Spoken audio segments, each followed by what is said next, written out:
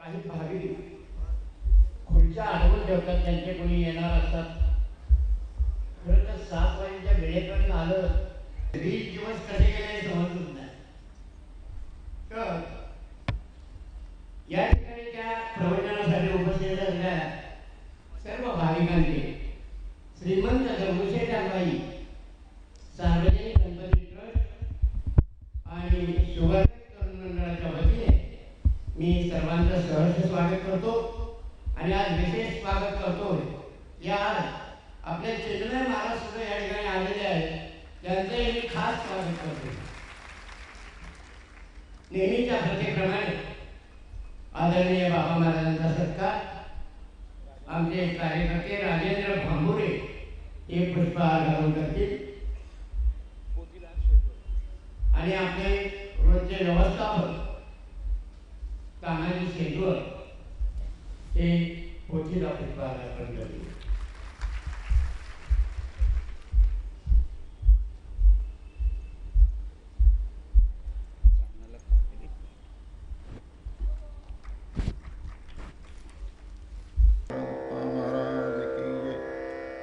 गजानन महाराज की जय।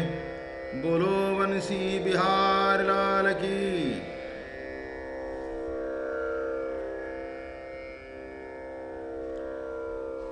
कृष्ण मूर्ति होय गे कळो आली सोय गे।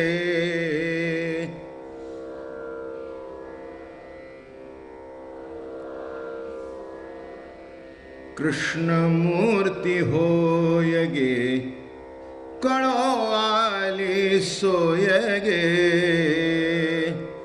माळा गळा गे कस्तुरीचा टिळा गे।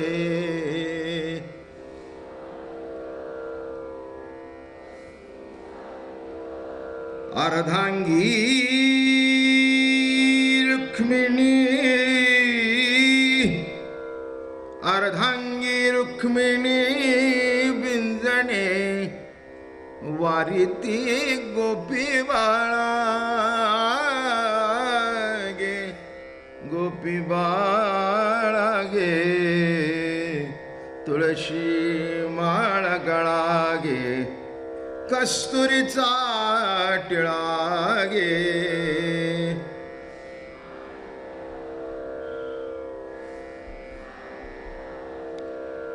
पितांबराची कास गे कसिली सावकाश गे।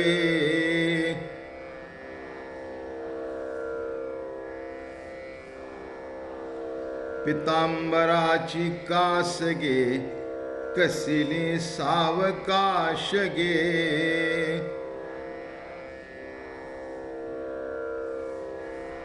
नारद तुंबर गायन करीती नारद तुंबर गायन करीती। पुढे निज दास गे पुढे निज दास गे। तुळशी माळ गळा गे कस्तुरीचा टिळा गे।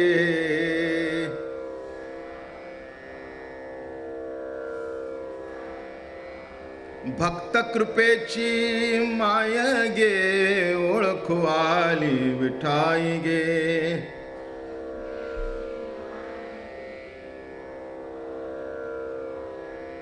भक्त कृपेची माय गे ओळखू आली विठाई गे। गे गोपी बाळा गे तुळशी माळ गळा गे कस्तुरीचा टिळा गे।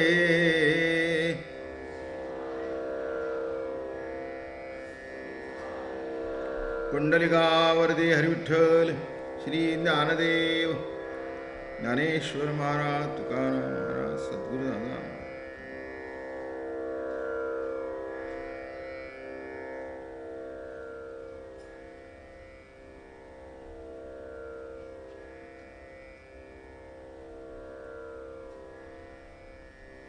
माऊली महाविष्णू, संत श्रेष्ठ माऊली, नाथ, नामदेवराय, तुकाराम महाराज आदी सगळे संत महाराष्ट्रातले असू दे, नाही तर उत्तरेतले असू दे, नाही तर दक्षिणेतले असू दे, सर्वांनी त्या जगनियंत्याचं, त्या बाळकृष्णाचं, त्या नंदकिशोराचं, त्या मनमोहनाचं, त्या चित्तचोराचं भरभरून वर्णन केलं.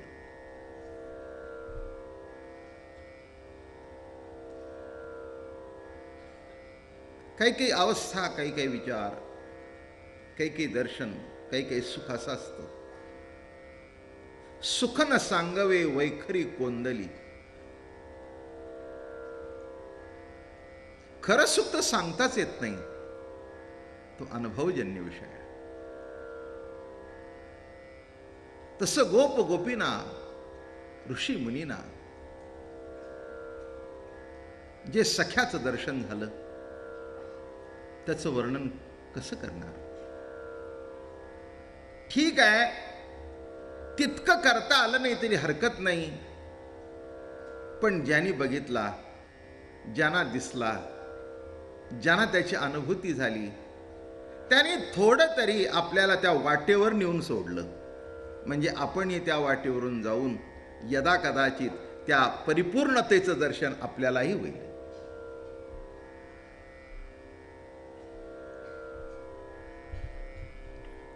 असं आहे, रस्त्यांचा नकाशा म्हणजे गावं नव्हेत आणि रस्त्यांचा नकाशा म्हणजे रस्ते नव्हेत. काय म्हटलं? रस्त्यांचा नकाशा म्हणजे रस्ते नव्हेत. पण एक तरी घडतं ना, रस्ता तर चुकत नाही ना. कोणी सांगतं बा अमका रस्ता फारच सुंदर, बरोबर आहे, नकाशावर त्याची आखणी झालेली आहे, मान्य. पण शेवटी तिथे जाऊन जे दर्शन होतं ते अलौकिक आहे. तसं आमच्या संतांनी, प्रभूंनी जेवढं शब्द सामर्थ्य त्यांना दिलं, त्या शब्द सामर्थ्याच्या माध्यमातून तो कृष्ण तुमच्या घरात आणण्याचा प्रयत्न केला. आमचा येतो एक अल्प प्रयत्न.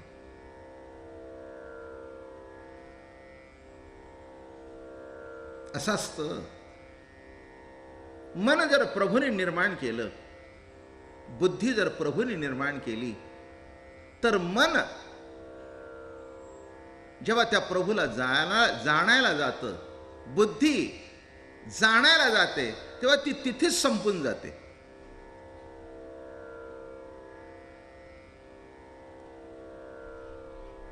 जलानी जलाला अर्घ्या द्यायच्या. बघितलं ना, ओंजळीतून असं सोडतात. जलाची पूजा जलानी करतात.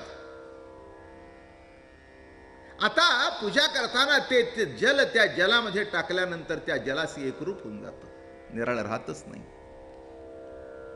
तसं वाणी त्या परमपदापर्यंत जेव्हा जाऊन पोचते, तेव्हा ती वाणी वाणीच राहत नाही, ती प्रभुरूप होऊन जाते. तरी पण एक रस्त्याचा नकाशा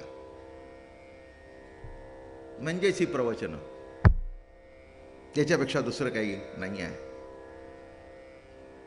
ते म्हणाल, बाबा महाराज तुम्ही नकाशा कशावरून काढला? मी कुठे काढतो? हे काय नकाशा माझ्या समोर आहे. फक्त एक आहे का, एक तुम्हाला सांगू का, नकाशा सुद्धा वाचता आला पाहिजे. नाहीतर नकाशावर एक गाव 4 ठिकाणी असतं, तेव्हा आपलं गाव कोणत्या ठिकाणी आहे हेही कळावं लागतं, नाही का? एक गाव पुष्कळ ठिकाणी आहे, मग तुम्हाला वाटतं आपलं कुठलं? अरे जिल्हा बघ, रस्ता कुठून कुठे जातोय ते बघ. तसं नामदेव महाराजांचा हात धरून, माऊलींचा हात धरून, तुकोबारायांचा हात धरून, नाथांचा हात धरून आपल्याला वृंदावनात जायचंय आणि कृष्ण सख्याचं दर्शन घ्यायचंय. त्या कृष्ण प्रभूचं दर्शन असं होतं की दर्शन घेता घेता त्या दर्शनामध्ये मनुष्य विरून जात होता. तेव्हा आपण इथपर्यंत आलोय. यमुनेचा प्रवाह वाहत होता. जीवन प्रवाह, यमुनेचा प्रवाह नामे जीवन प्रवाह सुंदरच असतो. नदी नाले ओढे येऊन मिळतात आणि पाणी गढूळ होतं.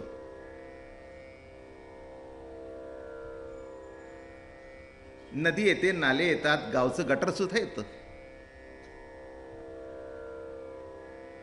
पाणी गढूळ होऊन जातं. तसं यमुनेसारखं परमपवित्र जीवन, त्याची वहाणी योग्य तऱ्हेने चालली होती, सागराला मिळायला चालली होती. पण अशी वाहणी चालू असताना स्वच्छ पाणी नुसतं गढूळ झालं नाही, तर विकारांच्या वास्तव्याने विषमय झालं.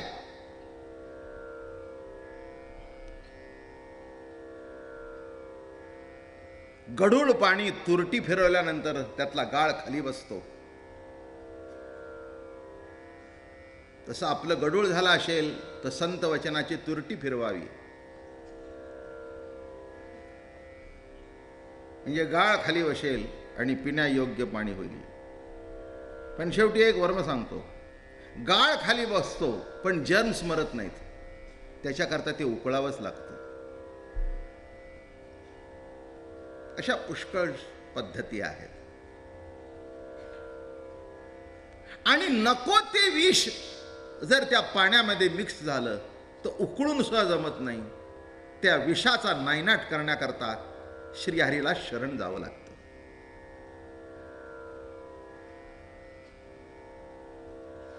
नाही का? काही काही वेळेला आपल्या चित्तामध्ये, आपल्या बुद्धीमध्ये इतके विकार निर्माण होतात. मला सांगा, लहान बाळ पहिल्यांदा बोलायला शिकतं आई, आणि तुझ्या पुढे कळलं, पुढे काय झालं? झालं ना, आई म्हणता म्हणता काय जोडलं पुढे मागे, एवढं जोडल्यावर शिवी झाली. मी काय सांगतोय, पहिल्यांदा आई शिकलं, पण त्या आईमध्ये केव्हा नको ते विष पेरलं गेलं, तेव्हा आईच्या नावाने शिवी देऊ लागला, बापाच्या नावाने शिवी देऊ लागला. तुम्ही शिव्याचं संशोधन कराल तर पुष्कळ होईल. कुत्र्यावरून शिव्या, गाढवावरून शिव्या, बाईवरून शिव्या, बोवावरून शिव्या, डुकरावरून शिव्या, बहिणीवरून शिव्या. तुम्ही घरी जाऊन विचार करा, अभ्यास असेल तर लिहून काढा. आणि अगदी खोलवर संशोधन केलं तर डॉक्टरेट सुद्धा मिळेल. मी अतिशयोक्ती सांगत नाही, फार दिवस झाले, मला वाटतं 15-20 वर्ष झाली, एका पेपरमध्ये हे लेख आला होता याच्यावर की किती प्रकारच्या शिव्या आहेत आणि कशा कशा पद्धतीने दिल्या जातात. असो, तेव्हा काय सांगितलं मी की मूळची आई पवित्रच आहे, पण नको ते विष, नको ती प्रतिती, नको ते शब्द, नको ते विचार त्याला जोडले की आई सुद्धा शिवी झाली. म्हणून यमुनेचा प्रवाह अत्यंत शुद्ध, अत्यंत पवित्र, पण एका तोंडाचा नाग नाही तर 100 तोंडाचा कालिया तेथे येऊन राहिला. आपल्यातले कालिया किती तोंडाचे आहेत ते एकांतात बसा, लिहून काढा, दाखवू नका कोणाला.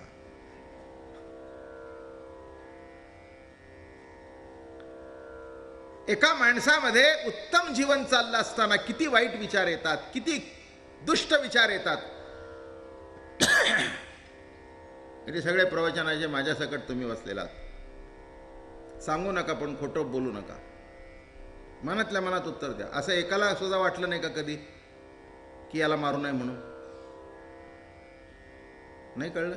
सांगतो. एखादा वैरी तुमचा भेटला, भांडण झालं, वाटतं ना त्यावेळेला की याचा खून करावा म्हणून, करत नाही हा भाग निराळा, केला नाही हा भाग निराळा, पण वाटलं नाही असं म्हणता का? वाटतच. एखादा मनुष्य जेव्हा आपल्याला नको तेवढा त्रास देतो तेव्हा असं वाटतं याला असं जावा याचा गळा दाबावा नाहीचा करा, वाटतच का नाही? मग आता मला सांगा, वाटत नाही असं म्हणूच नका तुम्ही मला सांगू नका माझ्या मग जिवंतपणा नाही तो.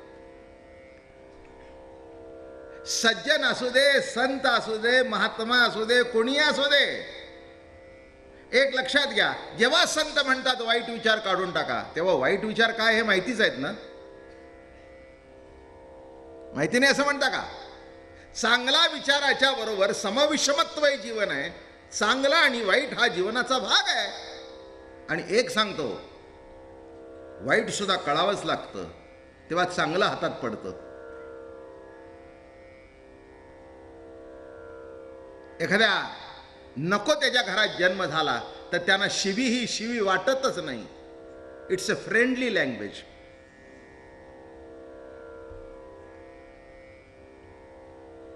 काय त्याला शिवी सुद्धा शिवी वाटत नाही. किती आश्चर्य आहे, कारण त्याचा सुद्धा सराव झाला.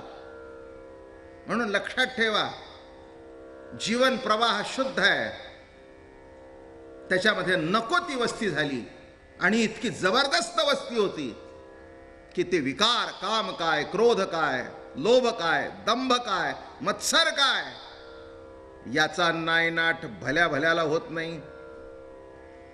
त्याच्याकरता देवाने विचार केला, लहान मुले नाहीत तवज्ञान झाले गत प्राण सकळांचे. एक सांगतो, विकार आधीन झालेला माणूस गतप्राणच होतो. नको तिथलं पाणी म्हणून सध्या तर काळजी घ्या. खरंच सांगतो, सध्या साथीचे रोग इकडे तिकडे पसरत चाललेले आहेत. हे पाण्यात आलेलं विष आहे बघा. डेंगू आहे, कॉलेरा आहे, गॅस्ट्रो आहे, बरोबर आहे. मरतात की नाही माणसं?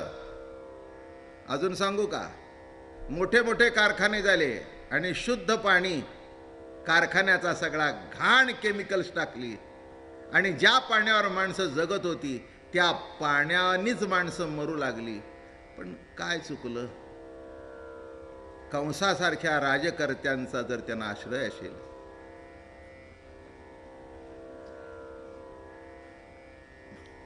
काही चुकीचं बोललो मी नाही का? कुणाला माहिती नाही, कुणाला माहिती नाही की नवीन नदी दूषित होते, पण शेवटी कुठेतरी माणसं नको त्याला बळी पडतात. पण लक्षात येत नाही, आज दुसऱ्याचा बळी पडता पडता एक दिवस आपलाही येईल, आपलाही होईल. हे लक्षात घ्या.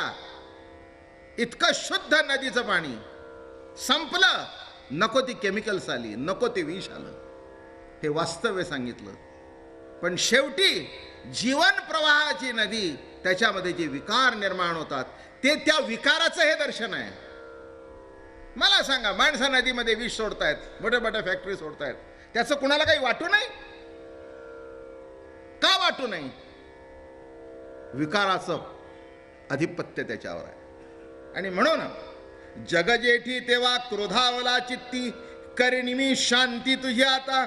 माझ्या लेकरा दिधला असे त्रास, करिनी मी नाश आता तुझा.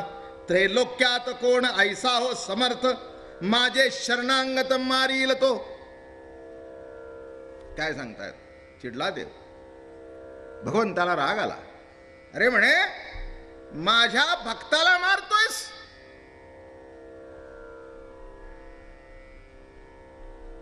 काही माणसं शंका काढतात की देव भक्तांचा सांभाळ का करतो, इतरांचा का कळत नाही? म्हणजे देवात भेदभाव नाही का?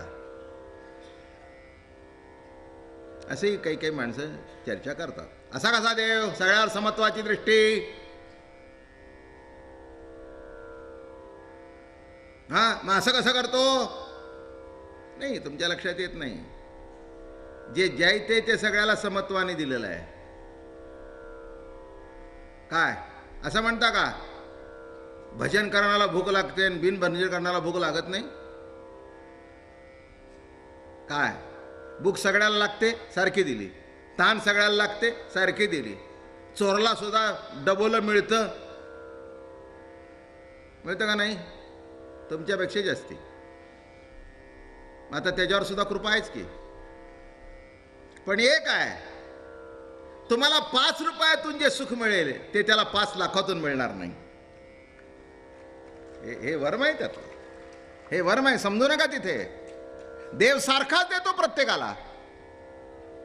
हे बघा, पुतनेच्या स्तनामध्ये जे दूध होतं ते चांगलंच होतं, पण तिने विष भरलं. बोलणं समजलं का माझं? ती राक्षसी नव्हती.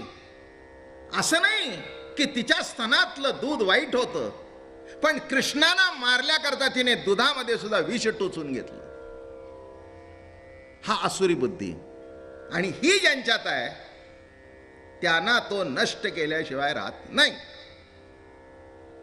आपल्या डोक्यातली जरी ऊ असली तरी तिला मारावी.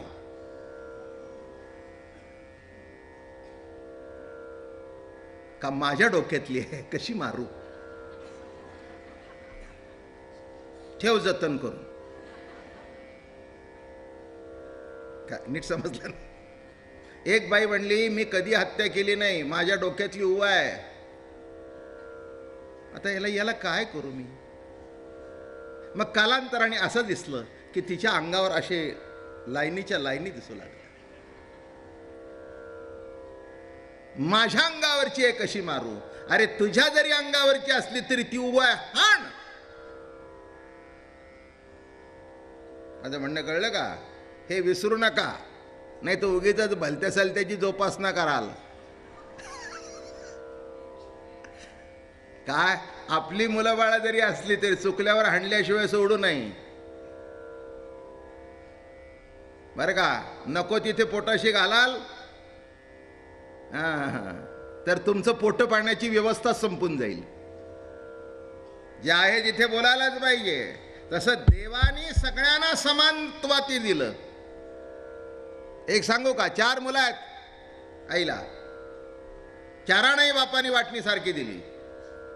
पण त्याच्यातला एक असा होता, रोज ऑफिसमध्ये जाताना जागा निराळ्या घेऊन दिल्या, भांडण नको म्हणून. फ्लॅट निराळे घेऊन दिले, भांडी कुंडी सगळी निराळे दिली, आणखीन वर लाख 2-2 लाख दिले. सगळ्यांना समान दिलं. यांनी आपला फ्लॅट घेऊन राहिले. चौघही घराजवळच होते, केव्हाही भेटता यावं म्हणून. पण त्यातले 3 केव्हा तरी भेटत होते. आणि एक रोज ऑफिसला जाताना आई वडिलाकरता डबा आणून ठेवायचा, दर्शन घ्यायचा, निघून जायचा. भक्त कळला का आणि अभक्त कळले का सांगायची गरज आहे का? संपूर्ण क्लास. ज्यांनी समानतेने वाटणी केली. मी काय सांगतोय तुमच्या प्रश्नाचं उत्तर. देव सगळ्या मग सगळं असं भक्ताला का? भक्ताचा अर्थ असा आहे, त्यांनी दिलं, पण तूही तुझं इमान चुकू नकोस ना. पुढचं सांगतो, ते कळण्याकरता बुद्धी दिलेली आहे का नाही दिली? जरूर दिलेली आहे. मग त्यांनी कळत नाही का प्रभूने काय दिलंय? आता तुम्ही जर म्हणायला लागला देव नाही, काय बापाने केलं? अरे तुला बापाने दिलं ना, दिलं नाही तर कोणाला देणार होते? असं म्हणतोस, असं म्हणतोस. काही द्यायला माणसं कमी आहेत का? सध्या तर इतके लाखो कुटुंब वाया गेलेली आहेत. त्यांच्यापेक्षा दिलं, त्यांना दिलं तो पुण्य तरी लावेल. द्यायला काय तोटा आहे? आज तुमच्या जवळ जेवढं आहे तेवढं दिलं तरी कमी पडणार आहे. इतकी परिस्थिती वाईट आहे. मग तुला का दिलं? मग लक्षात आलं ना, समानतेने सगळ्याला दिलं बरं का.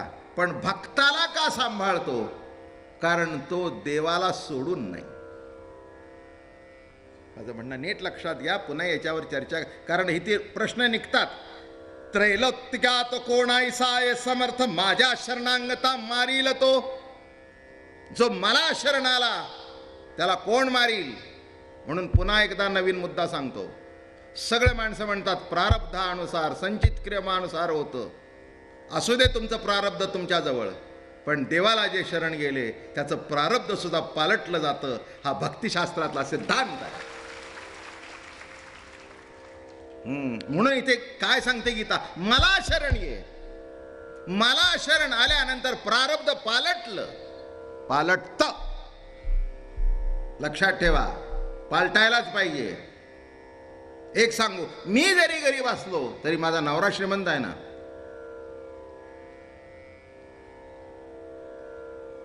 माझ्या नावावर काही नाही, पण नावावर नसताना गाडी माझ्या करताय.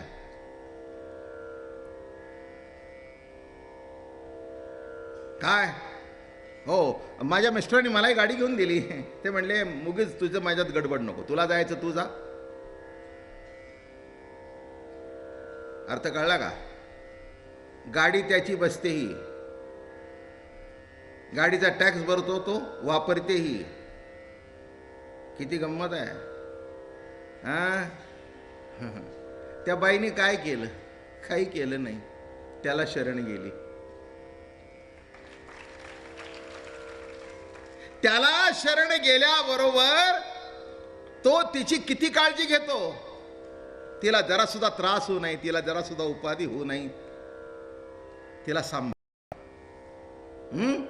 साधा नवरा आपल्या बायकोला सांभाळतो, मग कृष्ण सखा आपल्या भक्ताला किती सांभाळत असेल. त्या बाईची जशी आपल्या पतीवर श्रद्धा आहे, तसं परमात्मा कृष्ण परमात्मा त्याच्यावर जर तेवढीच श्रद्धा ठेवली तर तुमच्याही वेळेला उपयोगी पडेल आणि पडतो. हा माझा अनुभव आहे. आणखीन काय सांगू तुम्हाला? बाकीचं कशाला, मी काय आता काय 70व्या वर्षी दुसऱ्याचे अनुभव सांगणार आहे काय? बरं का, 70 वर्षाचा काळ गेलेला आहे. सुखदुःखाचे अनुभव सगळे बघितलेले आहेत, रोज बघतोय. दुसऱ्याचा कशाला अनुभव सांगू? जीवनामध्ये अनेक प्रसंग आले, पण त्या प्रसंगामध्ये प्रभू येऊन पाठीशी उभा राहिला. काय पाहिजे हे लक्षात घ्या, विसरू नका कधी. म्हणून याचे उलटे अर्थ काढू नका की समान दृष्टी देवाची आहे तर भक्तालाच का सांभाळतो. नाही आहे. अजून एक सांगतो, मागे सांगितलेलं आहे, प्रेम हा वन वे ट्रॅफिक नाही.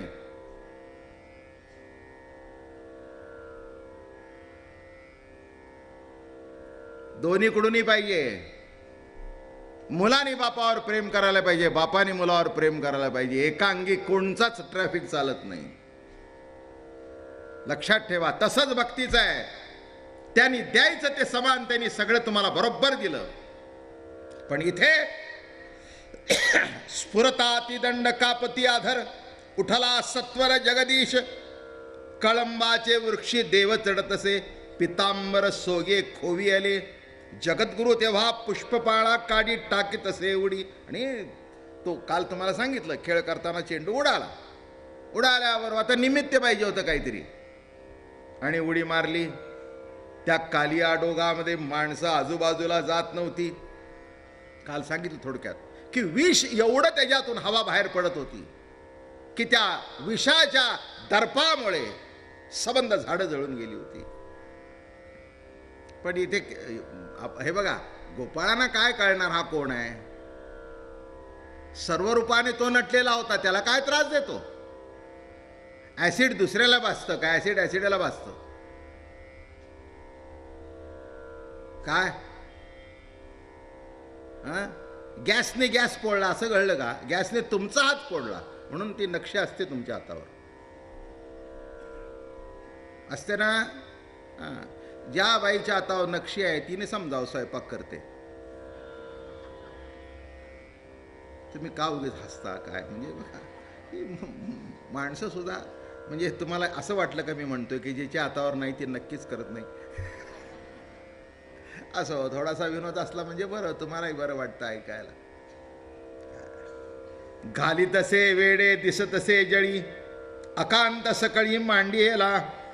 आणि काल सांगितलं, सगळ्यांच्या डोळ्याला धार लागले. अरे कृष्ण सख्या, आता तुला कुठे रे पाहू?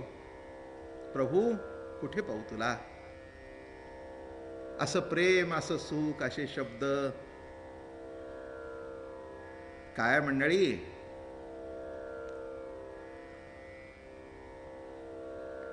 सगळे शब्द सगळ्यांच्या तोंडातून बाहेर पडू शकतात, पण काही काही शब्द असे असतात, ते सर्वांना जरी ठाऊक असले तरी ज्याच्या तोंडातून बाहेर पडायला पाहिजेत ते तेव्हा बाहेर पडतात, तेव्हाच ते शब्द आनंद देतात. जरा विचित्र दृष्टांत सांगतो, चांगल्या मनाने ऐका. शेजारचा जर म्हणला, बाई माझं तुझ्यावर प्रेम आहे, चपलीने हाणील ना, आणि हाणलं तर काही चुकलं का? माझं म्हणणं कळलं का? तो म्हणला, एवढं मारायला काय झालं, मी काय तुम्हाला म्हटलं का, शिवाय दिल्या का, मी म्हटलं ना प्रेम आहे. नाही, ते जर पती म्हणाला की खरंच माझं तुझ्यावर प्रेम आहे, ती म्हणेल आता इथून पुढे म्हणूच नका, एवढा शब्द आयुष्यभर जतन करून ठेवीन. काय म्हटलं मी? जे शब्द ज्याच्या तोंडातून यायला पाहिजे त्याच्या तोंडातून आले तर ते शोभून दिसतात, नकोच्या तोंडातून आले तर ते शब्द शिवी होते. शिवी होते, शिवी झाली त्या बाई करता, त्या बाईची नालस्ती झाली. लक्षात घ्या. तसं इथे सुद्धा गोपाळांच्या डोळ्याला धारा लागल्या. काल सांगितलं प्रवचन सुटता सुटता, अरे कोण कोणाकरता रडतो? दांभिकपणाने रडणारे खूप आहेत. कोण रडतो कुणाकरता? अहो, जे पोटी आले, ज्यांच्याकरता केलं सगळं, त्यांना सुद्धा तुम्हाला दावा करायला फुरसत नाही. मी एका ठिकाणी भेटायला गेलो, तिसरा दिवस होता. मी भेटायला गेलो, तिथे दाराला कुरूप होतो.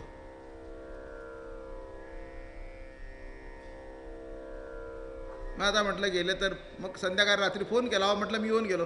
म्हटले महाराज हात सांगितलं असतं तर घरी राहिलो असतो. मला काही माहित नाही. म्हटलं 10 दिवसात तुम्ही कामावर जाल हे मलाही माहिती नव्हतं.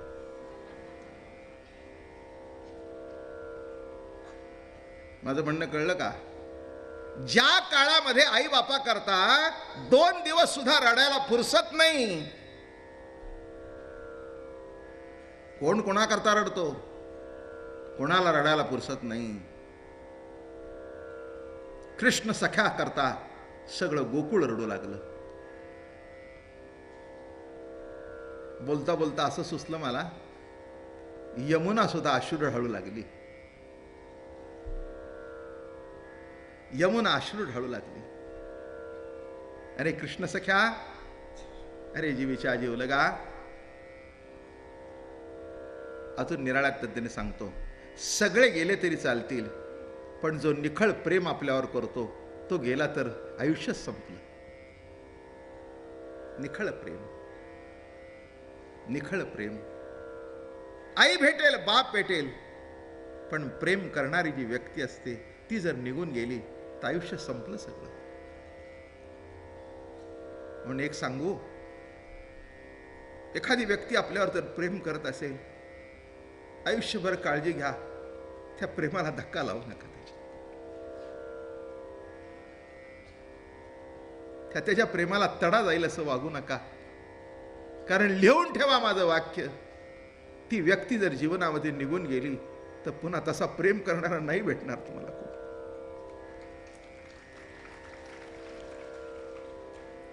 तुम्हाला पैसे देणारा भेटेल, तुम्हाला कपडे देणारा भेटेल, हॉस्पिटलचं बिल भरणारा भेटेल, पण निखळ प्रेम करणारा जर निघून गेला तर ती उणीव कुठेही भरून निघणार नाही. म्हणून जी माणसं आपल्यावर प्रेम करतात, आपल्या परीने प्रेम तितकंच करण्याचा होईल. ती वस्तू बाजारात मिळत नाही हो. पडद्यावर प्रेम पाहायला मिळतं, पण प्रत्यक्ष आपल्यावर एखादी जेव्हा व्यक्ती जेव्हा फाड प्रेम करते, ती निघून गेल्यानंतर नाही भेटत कोणी. मला एक गोष्ट आठवते. आमच्याकडे एक व्यक्ती येत होती, खूप जीव होता माझ्यावर, खरंच प्रेम होतं, रमाबाई भागवत म्हणून. लहान होतो मी, महाराजांचा नातू म्हणून खूप प्रेम त्या बाईचं. 10 वर्षाचा मी होतो, सद्गुरू दादा महाराज समाधीस्थ झाले. ऐका हा शब्द. आणि मी बसलो होतो त्यांच्याजवळ. आजीसारखी बाई माझ्या ती, पण दादा महाराजांचा नातू म्हणून खूप प्रेम, खूपच जीव. बसलो होतो, त्यांचे डोळे भरून आले. मला म्हणाले, बाबा महाराज, बाबा महाराज, एक सांगू?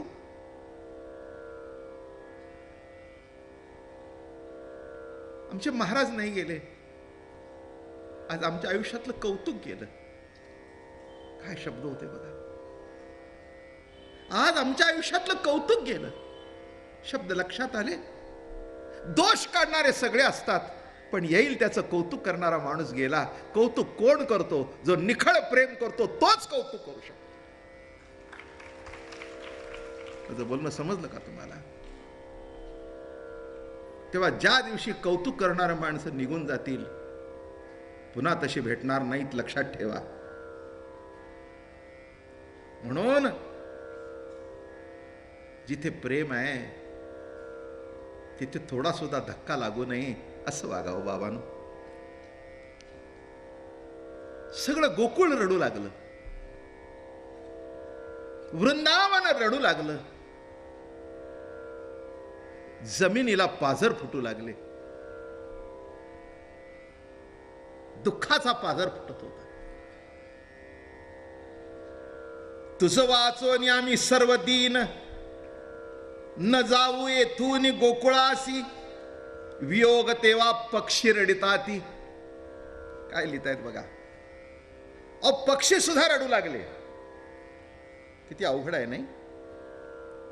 आत्ताच सांगितलं कोण कोणाकरता रडतो. पक्ष्यांनी रडावं? हो, रडणारच. पक्ष्यांचा अंतरात्मा तो होता, जीवाचा जीव तो होता. वियोगे तेव्हा पक्षी रडताती, आता कृष्णमूर्ती कैची आम्हा. आता आम्हाला तो कृष्ण सखा केव्हा भेटेल? अरे सख्या, प्रभू राया, जीवीच्या जीव लगा. तुझ्यासारखं रूप नाही, तुझ्यासारखं गुण नाही, तुझ्यासारखी खोडी नाही, तुझ्यासारखं प्रेम नाही. आणि तुझ्या दर्शनाने जे समाधान झालं, तसं समाधान जगात रे कुठे नाही सख्या. सगळे कासावीस झाले.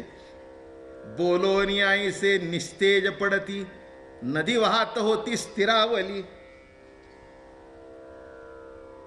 निस्तेज पडले. इथे संपून जावं असं वाटलं.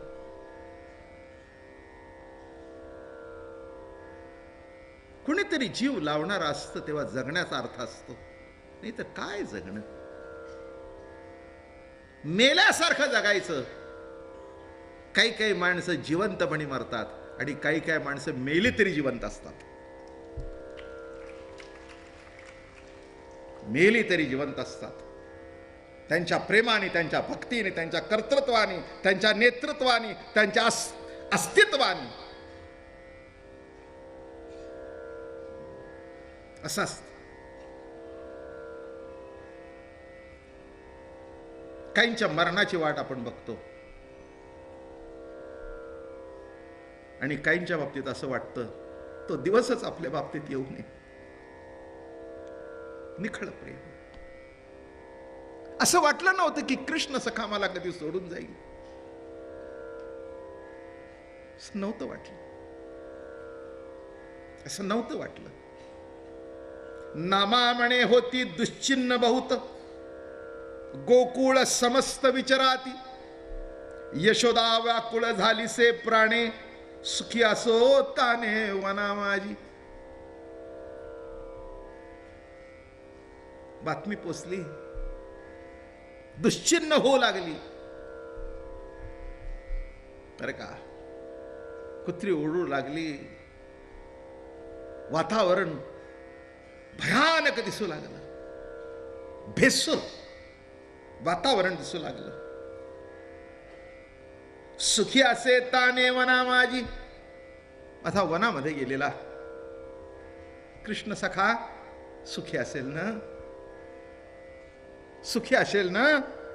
उठती तिडकी स्तना माझी फार, लव तसे नेत्र वेळोवेळा.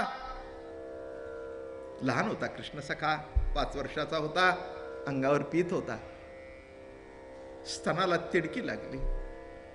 असं वाटलं केव्हा साठलेला पाना पाजू. पाना काही सगळ्यांना पाजता येतो नाही बाबा. तो पाना पिण्याकरता पोटी यावं लागतं नाही का.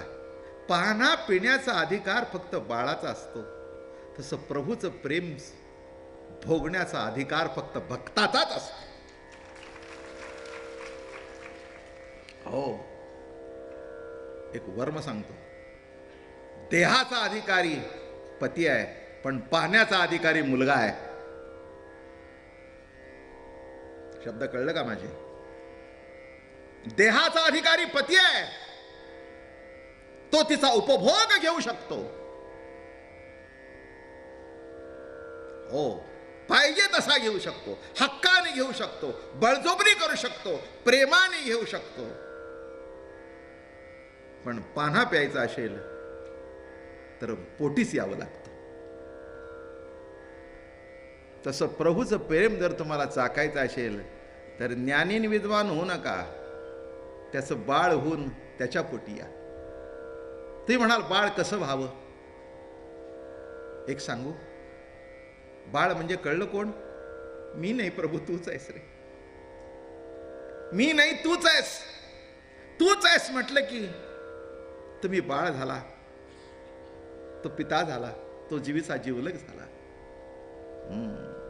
आणि म्हणून वर्णन केलंय, लवती नेत्र वेळ जीव तळमळी दाटे माझा कसा, पाहिन पाडसा माझ्या केव्हा. जीवाला तळमळ लागली, तळमळी चित्त दर्शनाची आशा.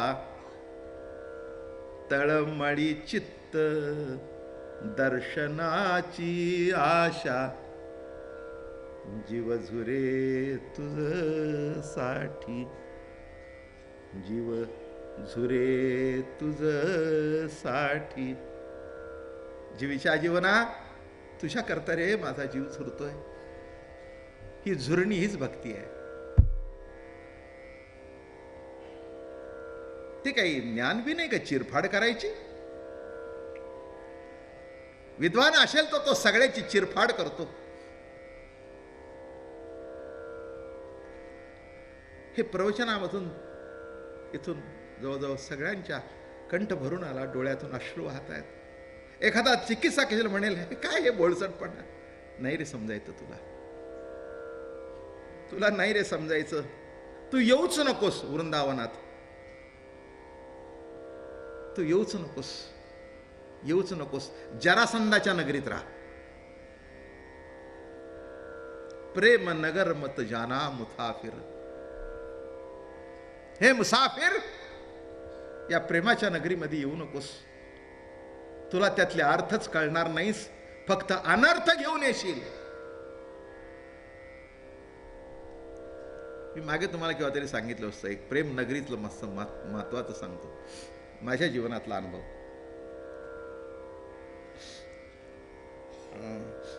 मी माझ्या आजोबांना एकटाच नातू, असा हा आहे तो, आणि ती एक ना एकटाच होता. तेव्हा खूप प्रेम होतं माझ्या आजोबाचं. तसं प्रेम पुन्हा नाही भेटलं. खूप प्रेम. ज्ञानी आणि चिकित्सक एवढ्या पुरता दृष्टी माझं सांगत नाही मी.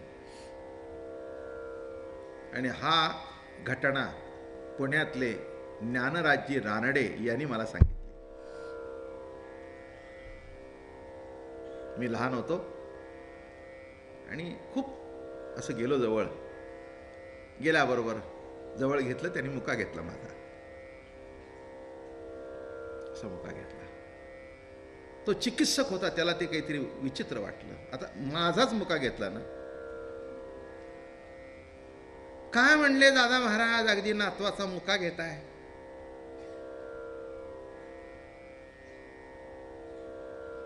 एवढा मोठा महात्मा, असे काय किंमत आहे यांची. ते म्हणाले, पंडित, मुका नाही घेत, माझ्या नातवाच्या तोंडात मी माझी ज्ञानेश्वरी घालतोय.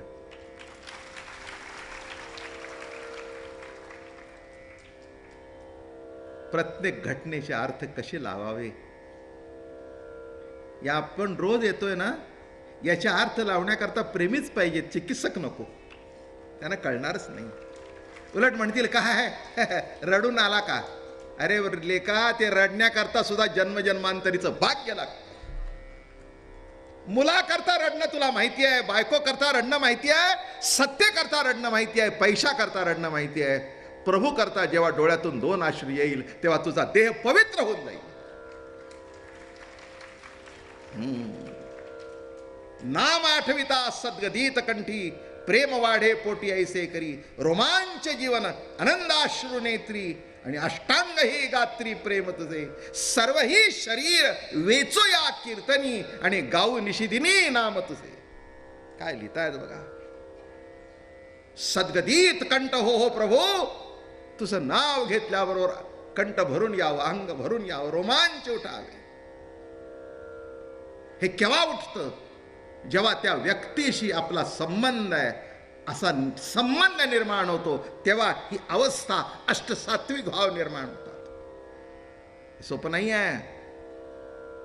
तुमच्या डोळ्यातून 2 अश्रू येत असतील, आले असतील, तर समजावं देवाने आपल्यावर कृपा केली. देह पवित्र होतो बाबा.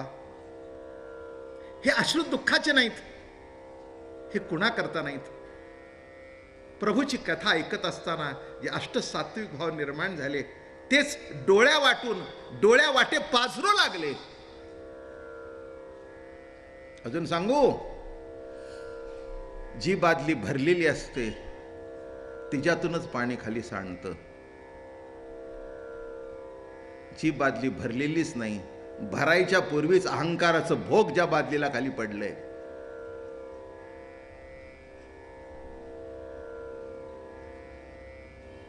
एखादा भोग पडला असेल तर तळ बदलून घ्या.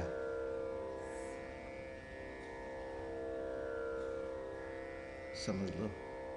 तळ बदलून घ्या, पण बादलीतून पाणी सांडू द्या. 2 अश्रू का होईना प्रभू करता ओसंडून जाऊ द्या, वाहू द्या. गोकुळीचे जन निघाले सकळ, पाहता ती गोपाळ वना माझी. कालिंदीचे तिरी पडिले सकळ, पाहोन्या कोल्हाळ करिता ती. कपाळ पिटिती यशोदा रोहिणी, आता चक्रपाणी कैचा आम्हा. काय गोड लिहितायत. आता चक्रपाणी आम्हाला केव्हा भेटेल, केव्हा भेटणार. कृष्ण सख्या, अरे या जन्मी भेटण्याकरता लाखो जन्म घेतले, आणि आता पुन्हा केव्हा भेटणार. आता येईल म्हणून गेला, वेळू काला विला. विराणीच आहे माऊलींची. आता येईल म्हणून गेला. आता येतो म्हणून त्याचं सुरुवात अशी आहे, सुख शेजारी असता कळी झाली ओ पाहता. आता येईल म्हणून गेला, वेळू का हो लाविला. तसं सगळ्यांना अतिशय दुःख झालं. धाव धाव कृष्णा दावी रे वदन, पाजू आता पान्हा कोणा लागी. मैया म्हणते, कुणाला रे पान्हा पाजू, कुणाला पाजू. सख्या, पान्हा कुणालाही पाजता येत नाही. एक सांगू का, अन्नदान कोणालाही करता येतं. मी एकच शब्द सांगितला, विसरू नका. तो अधिकार पतीचाही नाही, तो अधिकार कोणाचाही नाही, फक्त पोट्या आलेल्या बाळाचाच अधिकार आहे. तसा हा प्रेम पाना पिण्याचा अधिकार सुद्धा जपी नाही, तपी नाही, योगी नाही, ज्ञानी नाही, भक्तच. अभंग सांगू का. भक्ती प्रेम सुख नेणवे आणि का, पंडित वाचका ज्ञानी आशी. आत्मनिष्ठ जरी झाले जीवन मुक्त, तरी भक्ती प्रेम सुख दुर्लभ त्या केव्हा मिळेल. तुका म्हणे कृपा करील नारायण, केव्हा मिळेल. तुका म्हणे कृपा करील नारायण, तरीच हे वर्म पडे ठाया. नारायणाने कृपा करावी लागते. भक्ती प्रेम सुख नेणवे आणि का, नेणवे आणि का. पंडित वाचका ज्ञानियासी नाही. त्याच्याकरता तुम्ही भक्त झाला की समजावं आज आपला प्रभूच्या पोटी जन्म झाला. असो तुझी या कौतुके कंठी मी संसार, जळते अंतर तुझसाठी. कोणावरी आता घालू अलंकार, बुडाले हे घर माझे आता. अरे प्रभू, अरे कृष्णा, तू वनात गेला असताना की नाही, तुझ्या करता मी घरी जगत होते.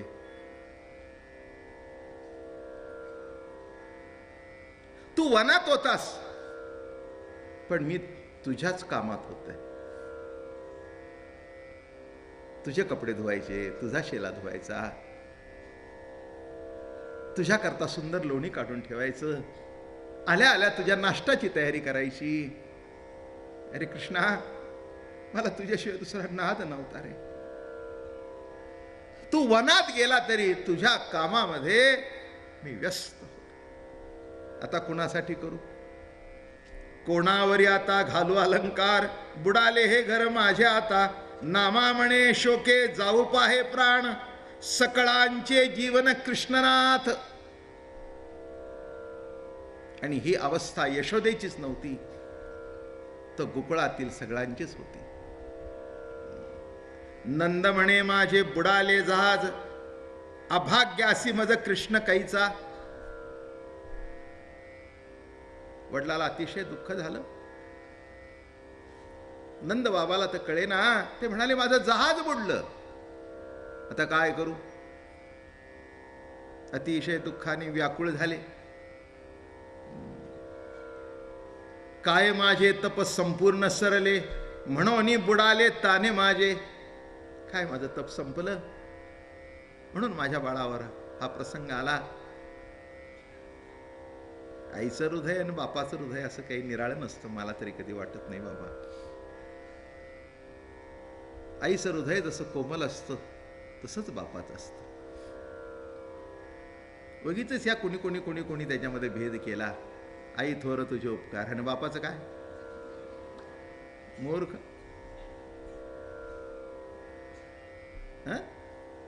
आईचे उपकार जास्त, बाप काही कमी आहे. बापाने आणलेल्या पैशातून पोळी घालते म्हणून आई प्रिय, आणि पैसे कमवण्याकरता 12-12 तास बाहेर झटतो तो बाप कमी असं म्हणता. मी एक शब्द या बाबतीत कुणाला बोलून देत नाही. सगळ्या महाराष्ट्रातल्या बापांचा नंबर 1चा वकील मी आहे.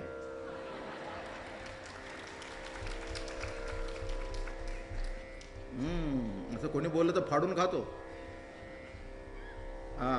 एक लक्षात घ्या, आईची स्तुती केलेली मला काही वाईट वाटत नाही. माझ्या आईवर माझं प्रेम होतं. मला माहिती आहे आई काही आहे, पण बाप सुद्धा मला माहिती आहे, कारण मी बाप आहे. काही वेळेला असं घडतं, एखाद्याला बाप व्यसनी बिसनी असेल आणि ती आई चांगली असेल तर ती आईच बरी वाटते, बाप वाईट वाटतो. तसं नसतं ते. तसं नसतं ते. तसं नसतं. असं पुष्कळ सांगण्यासारखं आहे. आता फाटा फोडत नाही. चिंतने वाकुळ पिटी वक्षस्थळ, दावारे सावळा प्राण माझा. आलिया तित त्रास दवडील, म्हणून बुडाले बाळ माझे.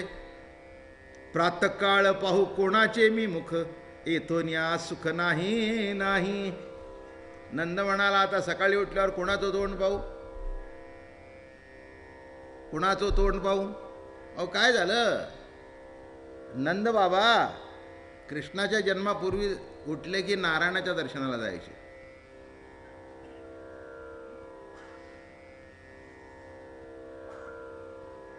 पण हे झाल्यापासून की नाही सरळ जायचे, असे वळून जायचे. यशोदा उठला का ग? नाही अजून झोप.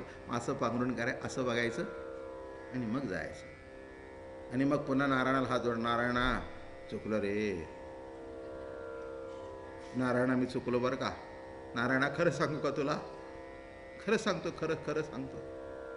हा मुलगा झाल्यापासून ना, अरे डोळे झाकल्यावर पूर्वी तुझं ध्यान दिसायचं, आता डोळे झाकले की तोच समोर येतो. नारायणा, अरे तर काय नारायणा, नारायणच येतोय ना. अरे दुसरा कोण येतोय? अरे नंदा, तुझा नेम चुकला नाही. सकाळी उठून स्थापन केलेल्या मूर्तीकडे बघण्यापेक्षा ज्याची मूर्ती आहे त्याचं तोंड तू बघतोयस, वाईट कशाला वाटतं? असं आहे.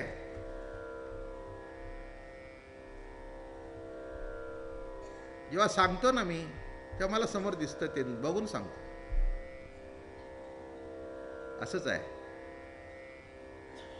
असं समोर डोळे झाकले की ते दिसतं आणि मग असं वाटतं आता आपण गोकुळात जावं. काही काही वेळेला असं वाटतं पुष्कळ झाला आता, कृष्ण बघता बघता इथेच जीवन थांबवा.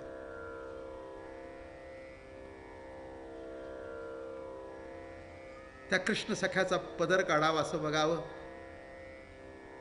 नारायणा पुढे उभं राहावं. नारायणा मला क्षमा कर, मला क्षमा कर रे बाबा, हा मुलगा माझ्या समोर येतो. कुठे माहिती होतं यांना? आणि मुद्दाम कळून दिलं नाही. कळलं असतं तर संपलं असतं, कळलं असतं तर संपलं असतं, पण कळूनच दिलं नाही. याचा अर्थ कळला का? ज्ञान तिथे मध्ये टाकलं नाही. जे होतं ते नुसता प्रेमाचा पाझर होता. समस्ताची दृष्टी करी तुझ कष्टी, म्हणून या जग जेठी टाकी आले. काय रे बाबा, सगळे तुझ्याकडे बघतात टक लावून, म्हणून तुला वाईट वाटलं की काय? का टाकलंस? गोकुळीचे जन देऊ पाहती प्राण, वाचा अवया कारण काय आता. अभय देत असे बळीभद्र सर्वासी, मारुनी दुष्टासी येईल आता.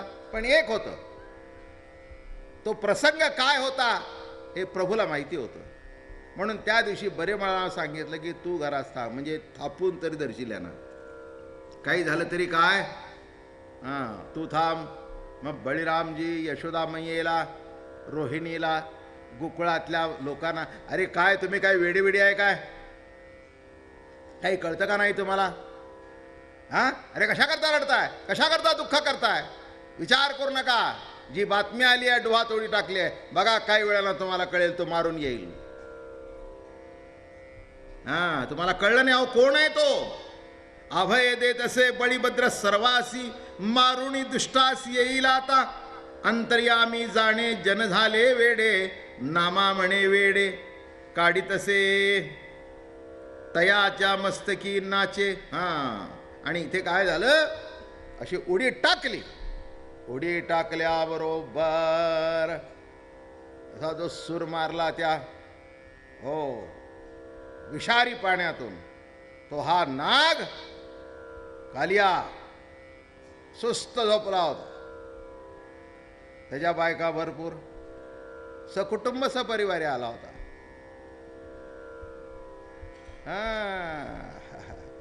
दुर्गुण सकुटुंब सपरिवारी येतो. एक दुर्गुण लागला की त्याच्या मागोमाग सगळे आलेच. म्हणून पहिल्यांदाच काळजी करावी की पहिला दुर्गुण घरात येऊन देऊ नये. सगळ्या गावातले जंतू तुमच्या घरात आल्यावर तुम्ही माराल का? नाही. एक जंतू आला तरी सगळ्याला मारेल. काय तसं एक एक एक कुठं चुकून त्याच्याकरता जतन करावं, त्याच्याकरता काळजी घ्यावी. आणि मग असा गेल्यानंतर सुस्त पडला होता. आणि त्या नागपत्न्या काय त्यांनी बघितलं, अरे अरे अरे म्हणे, काय बाई आहे ही, एवढ्या मोठ्या पोराला असं सोडलं, इतकं सुंदर, इतकं सुंदर. अरे आई आहे का कोण आहे? असा उभा राहिला आणि त्याला बघितले, एक लात मार. नको नको नको नको नको नको नको बाबा, नको बाबा, नको बाबा, नको बाबा. त्यांनी जरी लाथ मारली तरी त्यांना वाटलं एवढं साजिरं गोजिरं पोर, काय झालं तर काय होईल, किती सुंदर. आता किती सुंदर म्हणून सांगू. म्हणून जो पांडुरंगाचा अभंग आहे ना आपण गात होतो, तो काय सुंदर आहे ते सांगितलं नाही, फक्त सुंदरापासून सुरुवात केली. सुंदर ते ध्यान उभे विटेवरी. आहे का त्याच्यात सुंदर म्हणजे काय? खरं सुंदर असतं त्याची व्याख्याच करता येत नाही, ते बघावं डोळ्यांनी आणि त्याचा अनुभव घ्यावा. म्हणून ज्ञानोबारांनी सुद्धा वर्णन केलं नाही. रूप पाहता लोचनी सुख झाले ओ साजणी, सुख झाले ओ साजणी, तो हा विठ्ठल बरवा, तो हा माधव माधव बरवा. पण हे सोपं नाही, बहुत सुकृताची जोडी, म्हणून विठ्ठली आवडी, तो हा विठ्ठल बरवा. आणि सुखाय का सर्व सुखाचे आगर, आणि बाप रुक्मादेवीवर राधा रमण हरी गोविंद राधे.